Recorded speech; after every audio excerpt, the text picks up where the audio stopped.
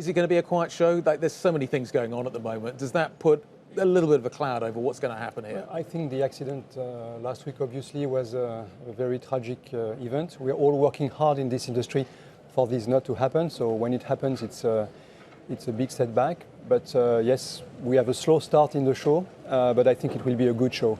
As you rightly said, plenty of uncertainties and difficulties, but also some mega trends, more and more people traveling, very strong demand for air travel, and therefore a lot of activity for our industry.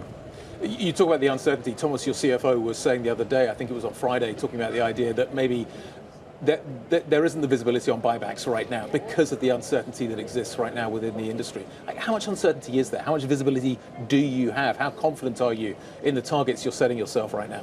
Well, we have plenty of contradictions to manage. We have a very strong backlog of signed contracts, customers expecting those aircraft to be delivered, so we have pressure on deliveries. We have a challenging situation for supply chain coming out of COVID, now with the uncertainties on trade and also on conflicts around the world.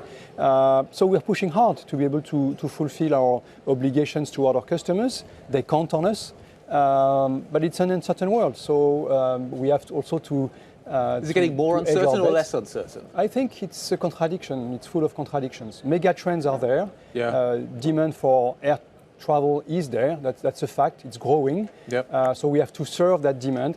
But on the other hand, yes, on the short term, on the supply chain management, on the way conflicts are impacting the supply chain and our ability to do business, it's becoming more challenging. So there's probably more difficulties to do business, right. But the reasons, the fundamentals of business are very strong.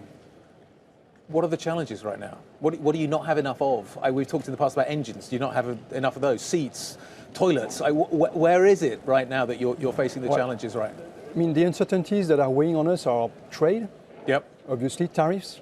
What is the next steps? Yep. What is going to happen with tariffs? Going down, escalating. What do you think? Is it going down or is it escalating? We don't know. So we have to make different scenarios. What do you think is going to happen? We have to make different scenarios and be resilient to different scenarios. Okay. It's not about thinking, it's about preparing, it's about being resilient. That's the world we're living in. Then you have the security conflicts around the world, which are impacting ability to fly over certain zones. That's difficult for airlines. That is impacting the willingness of some areas of the world to travel to other areas of the world. Then you have the US-China tensions, which are not helping. So when it comes to our supply chain, a lot of things have improved, especially compared to last year. We have by far less critical issues, but the remaining ones are big ones. As you know, on the single aisle, we have gliders, so meaning we have airplanes fully ready to be delivered without engines. We have an engine crisis on our single-aisle aircraft, and that's really what we're trying to solve with our friends from CFM. Boeing has a new head of sales. Okay, his name is Donald Trump. He is the president of the United States. And it seems as if the message coming at the moment is, you order a bunch of Boeing airplanes, you are going to get a better trade deal. Where's the muscle in Europe? Where's the political backing? The Prime Minister's going to be here a little bit later on today. You're going to be greeting him. Where's the political muscle that you need to be able to compete with what is happening with Boeing and the President of the United States? Well, we like the power of our products. Yep. At Airbus, we are passionate about techniques, about supporting what our customers need with the right the product, the right customer support as well.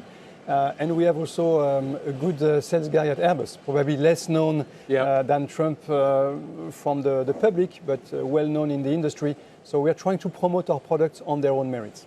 But do you need political backing? Is that what this is going to come down to? It feels like an increasingly political story, less about product, more about politics. Yeah, it plays a big role. Politics plays a big role, so we have to be even better. And that's what we're trying to achieve with our products. Again, making sure that customers select Airbus planes on the merits of the planes. As I say, you are the president of GIFAS as well. Let's talk a little bit about kind of what is happening here in Europe. I've talked to you in the past about the idea that we need a kind of Airbus of defence. We need consolidation. We're going to see some consolidation maybe in the space industry. Talk to me, when the Prime Minister comes, when the President comes, when he comes back from the G7, again, what is the message here in terms of what needs to happen in Europe on the defence side? And do you believe that the budgets are there? Like, the deficits in Europe, apart from Germany, are enormous right now.